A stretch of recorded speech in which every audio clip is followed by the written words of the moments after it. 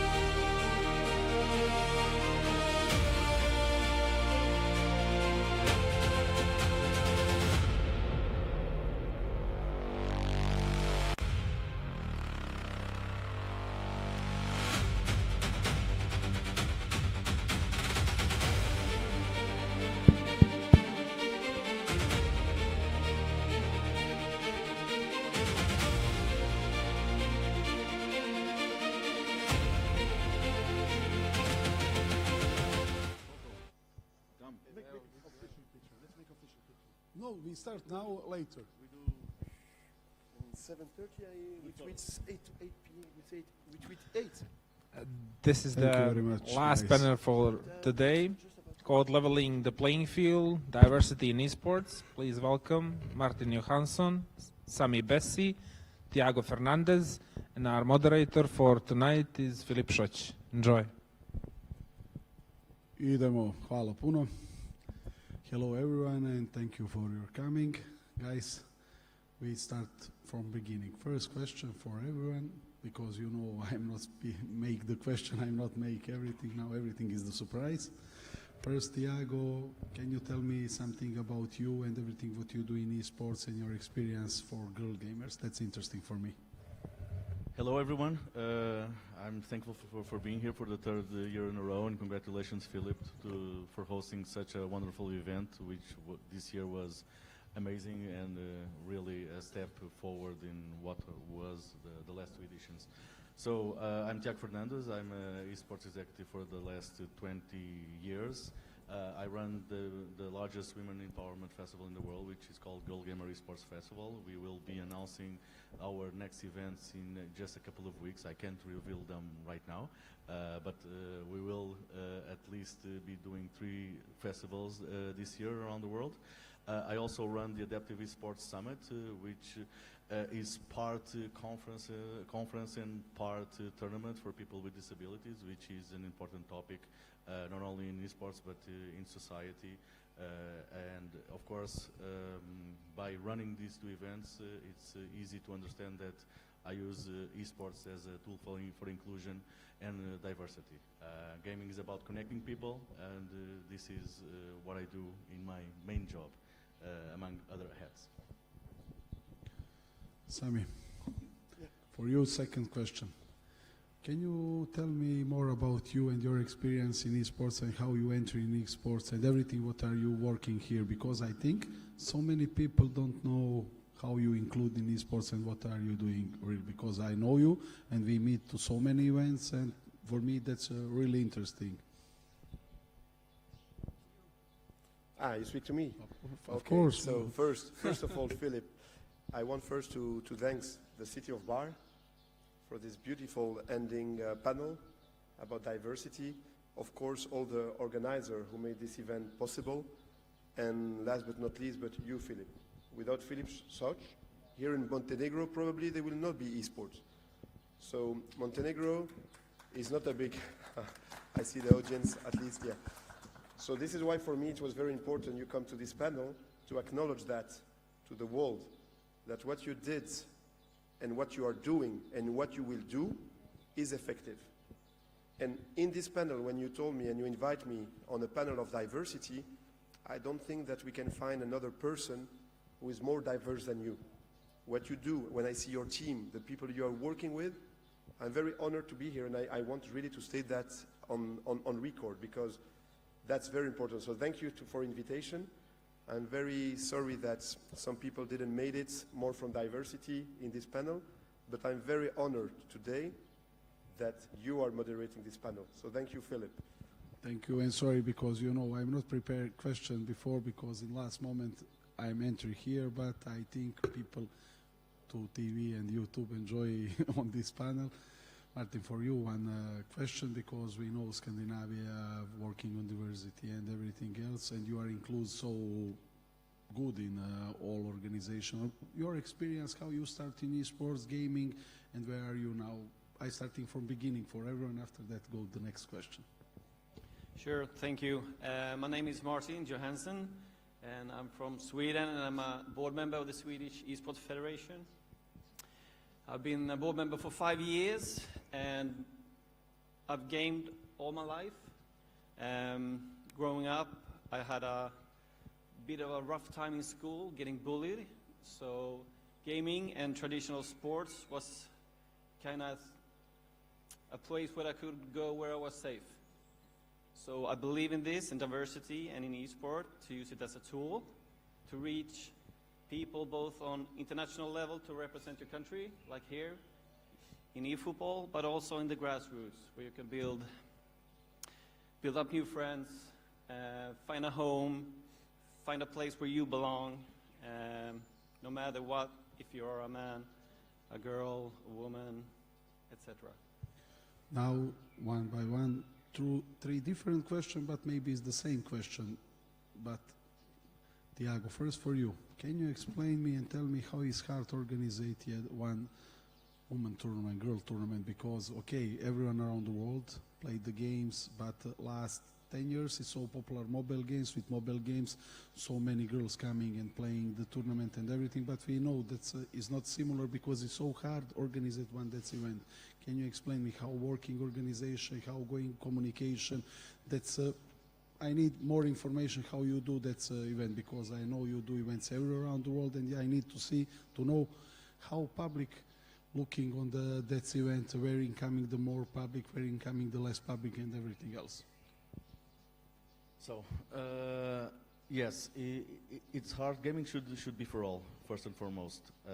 And sorry, but this question may be wrong. But this question, because people who play in the game, that's like traditional sports. That's the main sports, but that's not the true, because in last years we have so many girls tournament. We have some girls who playing together with the mains in the teams, and for me it's important how is the hard found all of that player, because you know that's the similar with traditional sports. It's not easy. It's easy found 11 player for the football, but it's not easy found 11 because so many people say, sport is not for women. That's not the true. And for me, it's important. Explain me how you enter in this project and how you do all of that in the project. yes, so the latest numbers show that 46% of all gamers in the world are women, and they are less than 0.1%, less now that ESL Impact is no more, of the esports ecosystem. This is telling. This tells us that gamers, women gamers, are gaming. They are just not competing at this level for several reasons. And of course, the first reason will start for negative things that come from society, misogyny, gatekeeping, let's say boys still looking at gaming as a men's activity, which leads to a lot of toxicity online, which means that there need to be organizations that create a safe space for women to feel not only empowered, but embraced with their passion, which is gaming or competitive gaming. So it's not a question of finding them, it's a question of creating the safe space and conditions for them to appear. One of the examples is, of course, Girl Gamer. When we set up Girl Gamer back in 2017 already, we are almost 10 years old, we had to direct select teams. We had to search the players. We had to form the teams. 2 years after, in Brazil, we had the CSGO qualifier back then, and we had 100 teams playing the qualifier. So the gamers are there. We just need to create the safe spaces for them to show.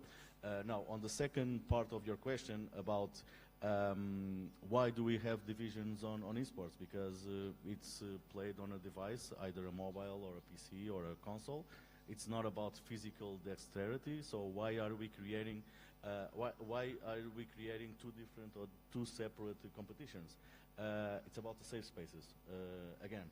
So Girl Gamer was born with a purpose, and one of our big objectives is that we don't need to exist, that gaming will be free to all. Because it's with inclusion and diversity, it's not about who can win, but who can actually play. And we need to enable players of all races, cultural diversities, to actually play and be enabled to play. That's the biggest issue here. Okay, question for Sami and for you, Martin. Yeah. Sam, you can maybe continue on Tiago. Yeah, and before continuing, I just want to notice something that I search. What is the definition of diversity? Because we are already speaking about girl gamers, but I want to say that for me and apparently our friend from AI ChatGPT, so we put diversity definition, the presence of a wide range of human differences, characteristics, and attributes within a group, organization, or society. It encompasses variation in race, gender, age, ethnicity, sexual orientation, physical ability, religion, and socio-economic status, as well as diverse perspective, experience, and backgrounds.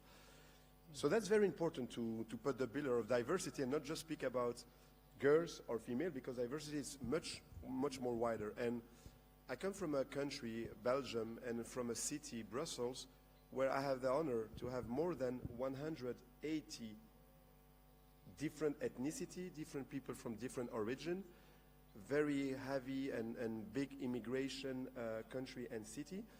And diversity is also part of that. So when the federation was reshaped in 2017, for me the most important thing was to put a pillar which is diversity, integrity, and inclusivity. So everything we do in Belgium, it's through those googles. So we don't separate things. We need to embrace them in everything we do. And it doesn't matter if it's a national team, since I'm in charge of the national teams and the competition in Belgium, or if it's something concerning the legal or the health or the mental being. So what's important is we don't create different silos. We try, and this I speak personally in the national teams and the competition, we try to not make any difference between anything.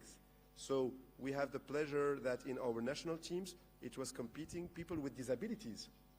And we have quite a good run-up in Yashi World Championship, where even people didn't know that one of the players was disabled, physically disabled, but we didn't communicate on that, because for us it's normal. And I can see in Montenegro also, when I meet you and I speak with you, Philip, that you are doing the same.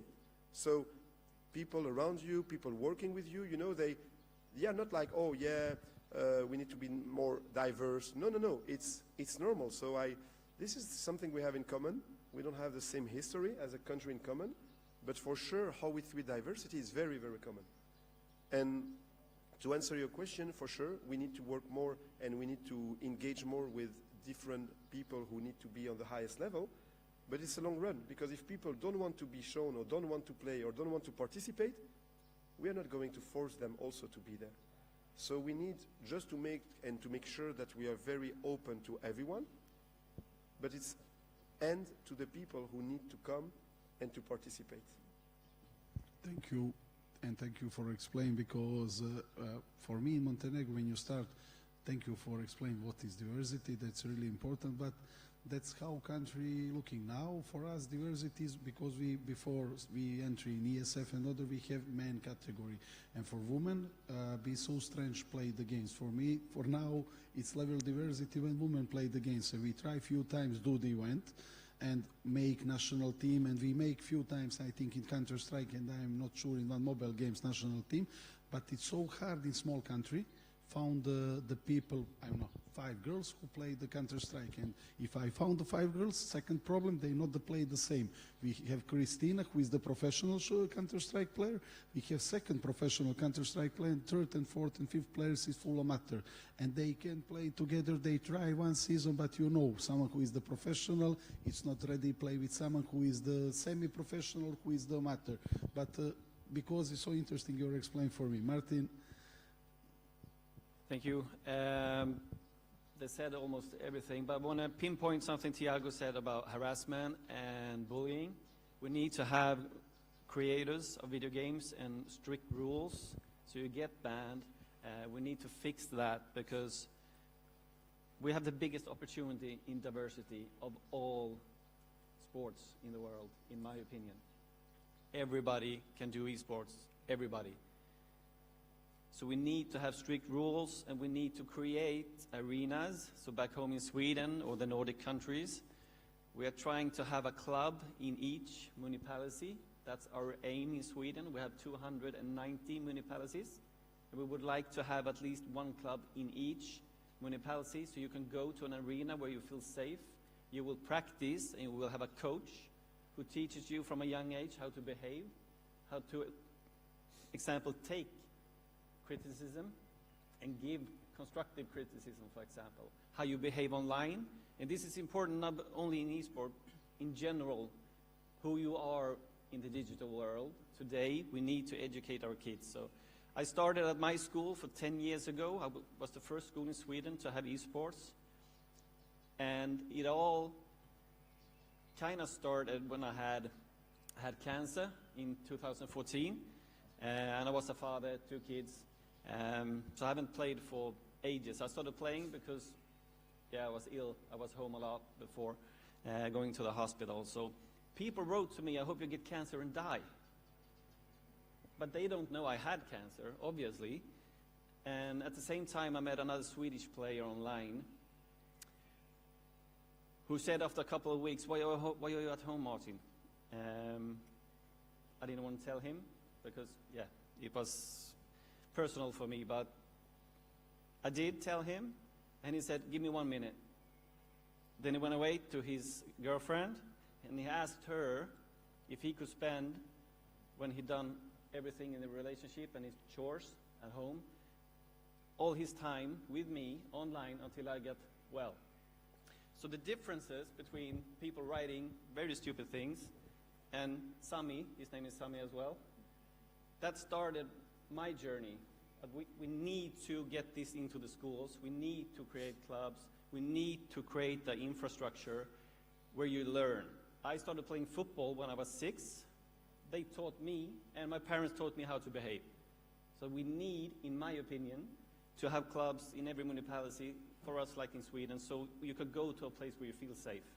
We can build tools so you know how to act when somebody is not behaving, and etc. I can talk for hours about this, so I will stop here, but it's very, very important for us. You can continue because it's so interesting. Can I just add one thing, because it's really important to stress on the safe space and the safe arenas, because one thing is, like Sami, you were saying about having a disabled player playing and no one noticing, but there is a whole spectrum of disabilities. It's not about a small disability. We have physical disabled players, we have mental disabled players, we have neurodivergence, and one of the things that I've learned, which I've learned a lot, and we do learn a lot with the disabled associations and the event I did in Korea, although I studied a lot before doing it to actually know what I was working on and talking about. I've learned even more in interacting directly with the players, directly with the associations that do this work day in and day out. And one thing got stuck with me. One thing that they told me. They told me that when we talk with a person without disabilities, when we talk about inclusion, they, in an arena, for example, or mental disability, they always reference to, okay, we have ramps, for example, because it's the most immediate thing that we see. Physical disability, wheelchair, ramps. But it's more than this. For a neurodivergent person, this slide can be too harsh, and I could be stressing out here, and I could be shutting down. It's the ambience, is the smells, is the ambience where I'm put on to be stressful for me. So it's way more complex than we know, because we are not surrounded by it. If you don't have someone in the family with a disability, we are not sensitive to it. So we need to open our eyes more in esports, and actually look at the rules that we have in our tournaments to actually include these people with disabilities. Yeah, it's a good statement, Thiago, but I think you need to start somewhere. And I had a disability for 7 months. I was completely after a motorbike accident, and I can tell you I was not able even to see this light or moving. But I think the tournament organizer right now are doing an incredible job, because since I was disabled myself in my life, I pay much more attention to those kind of details. And I can tell you, not maybe in every event, but the tournament organizer who take the responsibility on that, but not just to make the area available, because it's true when you go in a big event, you are already going in an event that they think about how disabled people can come. They have even a service, to bring you and everything. So I understand that what you say, it's more about smaller event, but it's one battle at a time. But what I wanted to jump on, it's mainly about diversity in general. As I mentioned in BSF in Belgium, it's one of our 5 pillars, and it's probably the first one, most important. We have someone who is a commissioner on this pillar. Her name is Yongshin, and she's a lawyer for Tomorrowland. And I can tell you, in Belgium, everything is being done without respecting the diversity. They have a problem with the lawyer, and better not to have her. So this is even prevention that we are doing to every members to say, okay, you know Tomorrowland, people know all around the world. The lawyers This from year go Tomorrowland to are quite Thailand. strong, so and Yung Shin is particularly strong also about that. So this is first prevention we do. Then she's working a tremendous job, and it's a pity that she was not able to be here instead of me, because she see that every time on everything, and she come also from a background as I come. I have a background. I was disabled for a period of time. I came also from different roots. As I told you, Belgium is probably one of the most diverse countries in the world, and Brussels the most diverse capital in the world. But just this month, in Belgium with the federation, we had 2 events. And I will tell you the 2 events, Philip, it's incredible. One, it was in the National Stadium, and it was an event with seniors. We speak about diversity also with seniors, including seniors in esports, it's doing. So it was so great. And that was just a couple of weeks ago. And we create 2 years ago, so we have the chance in Belgium that the federation is recognized and we are getting funded by the government. And it's a top priority for us. And we create incubators. So now when you have some community or some projects who are being done in Belgium, they can ask the federation for a funding. So it's like an incubator to try to make them sustainable in a way or in another. So we help them with money. And the first criteria on the jury that we are looking on the eSport project is diversity. If this box is not checked, we don't even see what is next. So this is to tell you how we take it very, very seriously.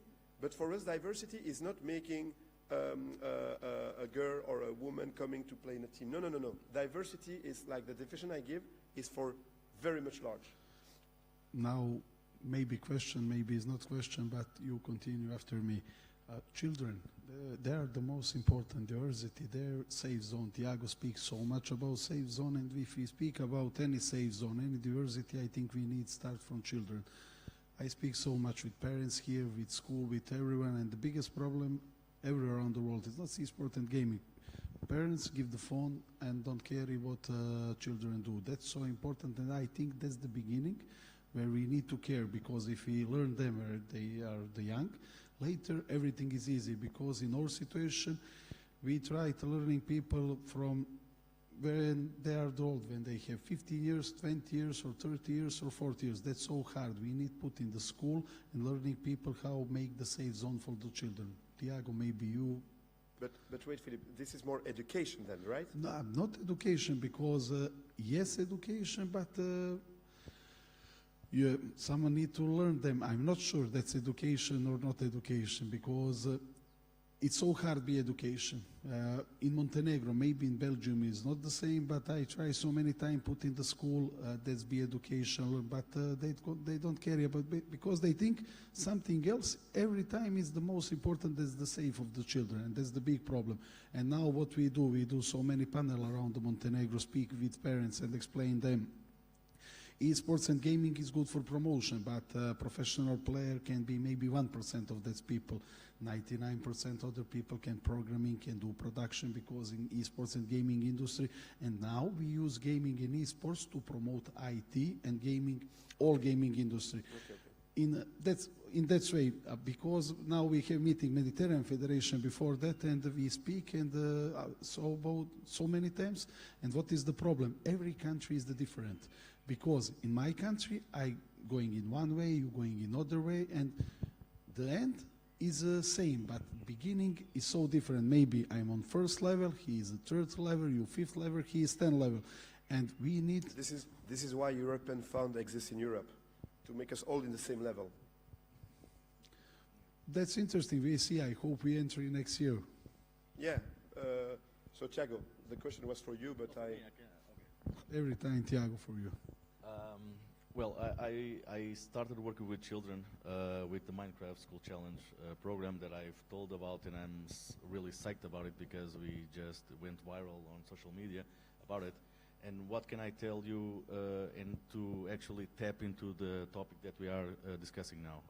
Of course, it's really important for parents to follow their children, and mainly their children's main activity, which will be gaming, and this technology that they are born with screens on their faces. And it shouldn't be a negative thing. It's a different thing from our upbringing. And we just need to actually be with them and guide them through all of it. And when we are talking about inclusion and diversity, of course, children are pure, right? They get turned into stupid adults.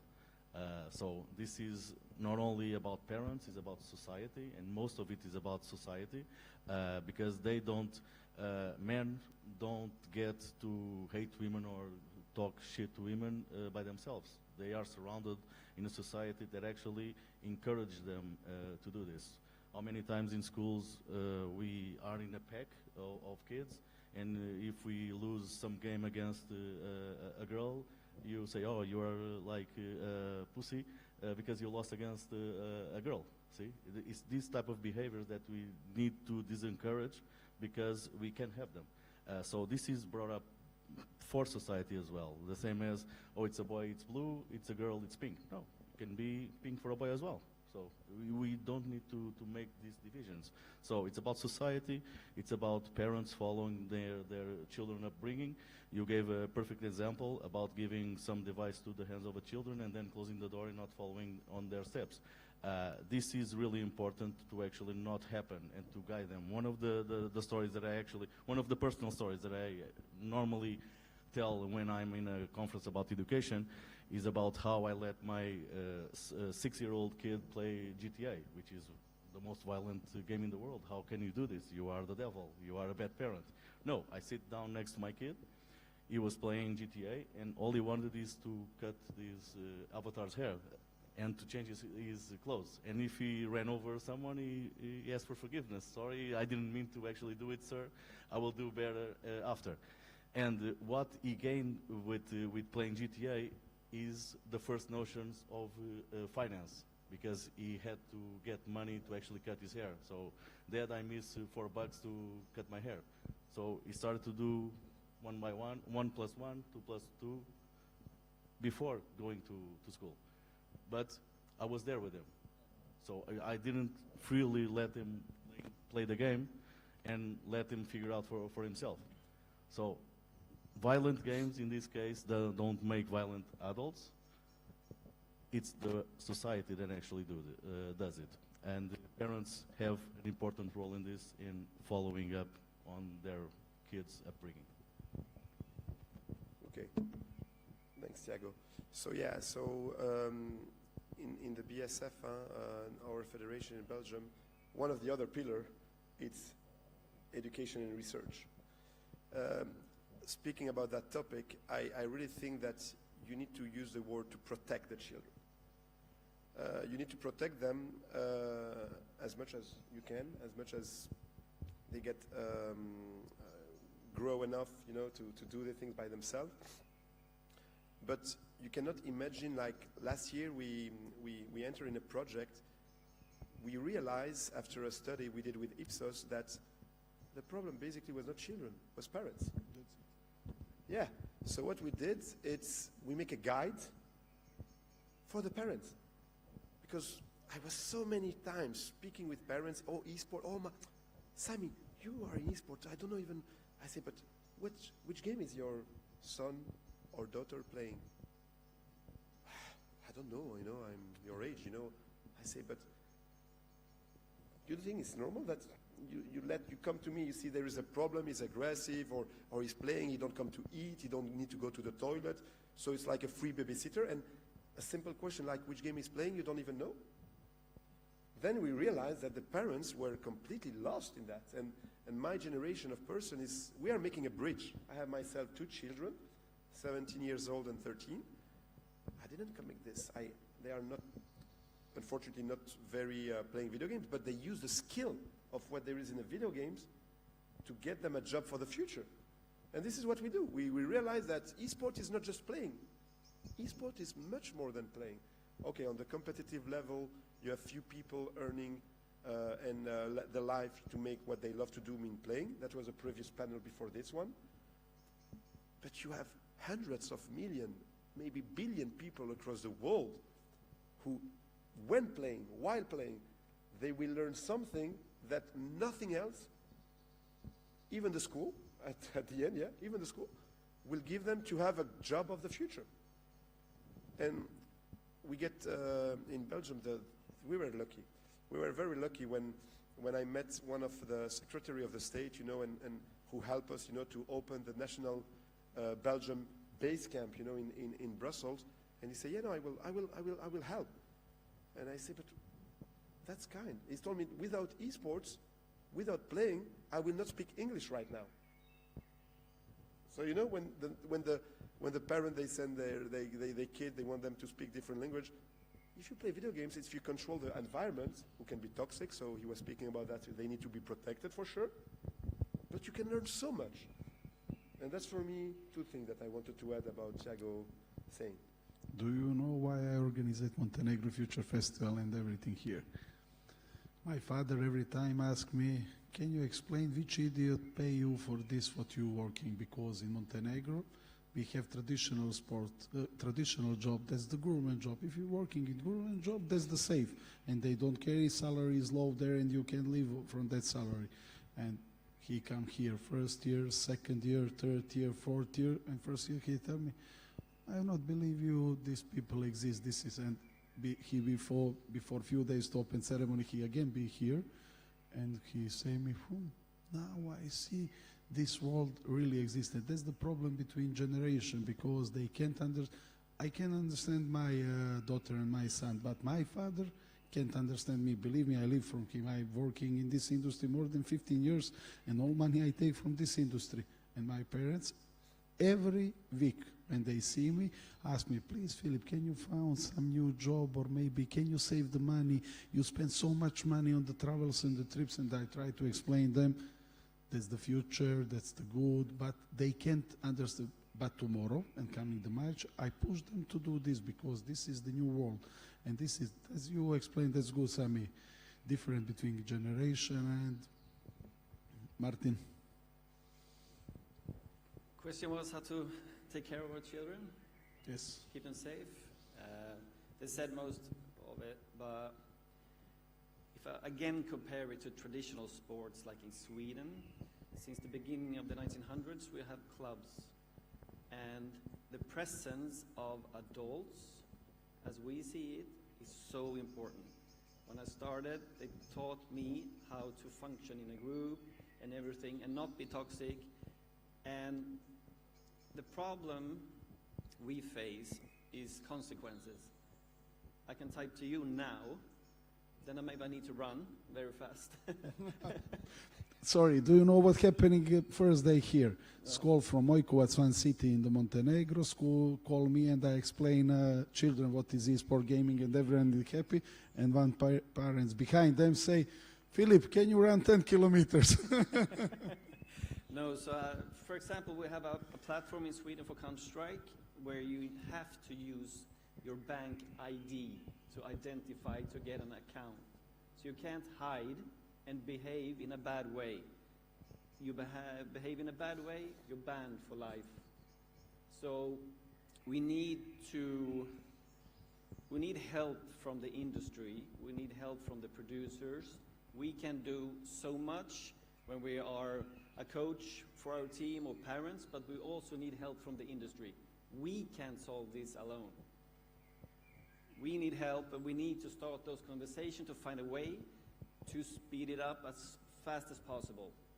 I have all the respect in the world for the producers, that it's hard, and maybe they don't want to have a video game where you use your bank ID to identify or your passport. Maybe they want to have an account where you can be whatever, whoever, and that's fine, but we need to find a way with the industry and sit down and have a real talk about how we can solve it together in the long run.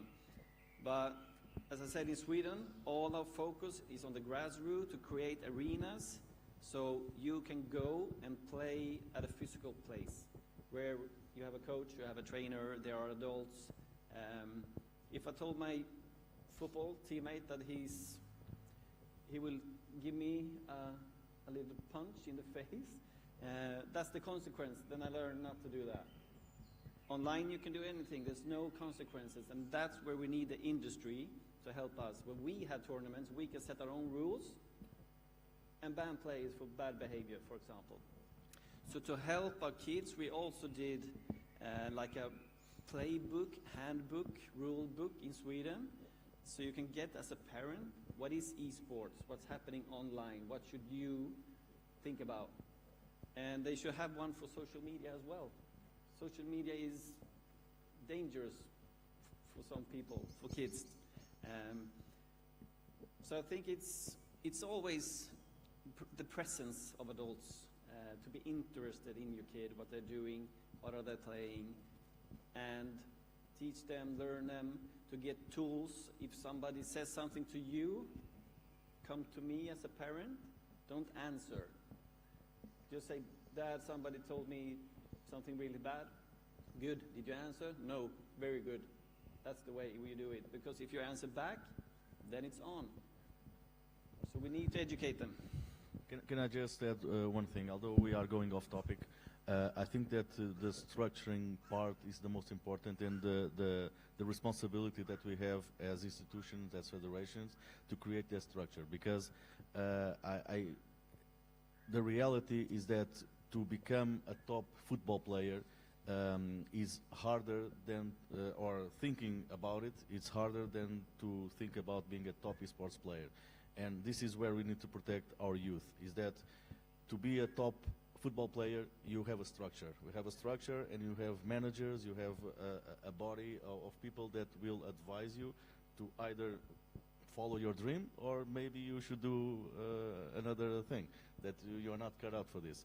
For esports, they will keep the illusion about being the best, and they will unbalance their life. They will get all their chips in it, because it's easy access. We just need a cell phone, and that's it. The game is on. I can be playing 20 hours to become the next pro player.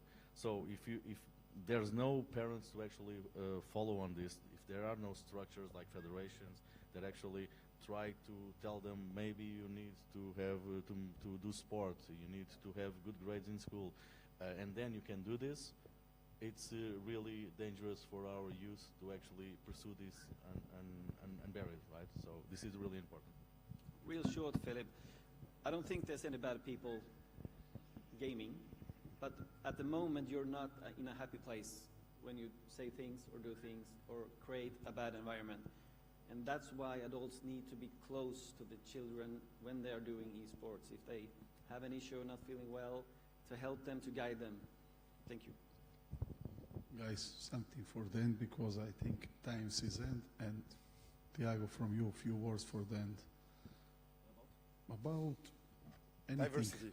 Any diversity, anything, what you... So what can I say? I think message maybe for the public. Okay, I will give a message about inclusion.